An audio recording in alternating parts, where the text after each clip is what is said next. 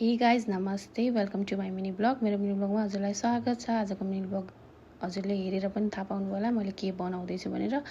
यो चाहिँ भाइरल नास्ता गरेँ दुबईको होइन, सानोमा सबैले धेरै जसोले खानु भएको छ अरे, तर मैले चाहिँ खाएको थिइनँ। यसको लागि चिया चाहिन्छ, 2टा ब्रेड चाहिन्छ होइन। ब्रेकफास्ट गरेँ यो भाइरल होइन। अनि यसलाई चाहिँ घिउमा मजाले सेक्ने। अनि मसँग तर थियो होइन, अनि हजुरसँग छैन भने चाहिँ क्रिम पाउनुहुन्छ भाटबटिङतिर अनि सुपरमार्केटतिर पाउनुहुन्छ।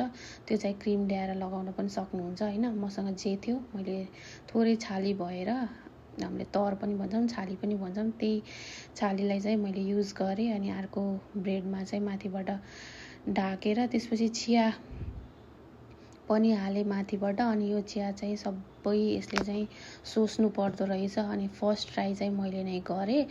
अनि साँच्चै भन्नुपर्दाखेरि चाहिँ मलाई यो रेसिपी एकदमै मिठो लाग्यो होइन। मिठो थियो, खाँदाखेरि चाहिँ एकदम मिठो लाग्यो। तर मेरो चाहिँ कमी चाहिँ सिर्फ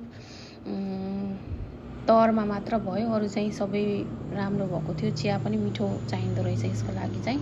सरी फर डिस्टर्ब होइन। मेरो चाहिँ यहाँ प्लेन माथिबाट गुड्छ कि, अनि आवाज आउँछ कि जोडले, सो त्यसको लागि माइन्ड नगरिदिनु होला। अनि भाउजूले ट्राई गर्नुभयो, अनि भाउजूले चबाउँदै नचबाइकन उहाँ मिठो छ भन्दै चबाएर मिठो छ भन्नु भनेर भने। अनि भाउजूले खानुभयो, भाउजूलाई पनि मिठो लाग्यो यो रेसिपी। त्यसपछि मम्मीले ट्राई गर्नुभयो, मम्मीसँग लिएर गएँ मैले। अनि मम्मीले ट्राई गर्नुभयो। मम्मीले चाहिँ 2टा एकैचोटि होइन, पहिला एउटा गर्दै खानुभएको थियो। अनि मैले भने 2टा एकैचोटि ट्राई गर्नु न मम्मी भनेर भनेको। उहाँ नानीले डिस्टर्ब गर्दैछ मम्मीलाई। अनि मम्मीले चाहिँ कसरी खाने हो र यो भनेर भन्नुभयो। पहिला सुरु रिसाउँदै हुनुहुन्थ्यो। अनि मैले 2टा एकैचोटि खाने हो, यो एउटा गरेर खाने होइन, भित्रको तर हालेको चाहिँ त्यो फ्लेभर आउँदैन नि त भनेपछि। अनि यहाँ 2टा एकैचोटि खाइराख्नु भएको छ मम्मीले चाहिँ।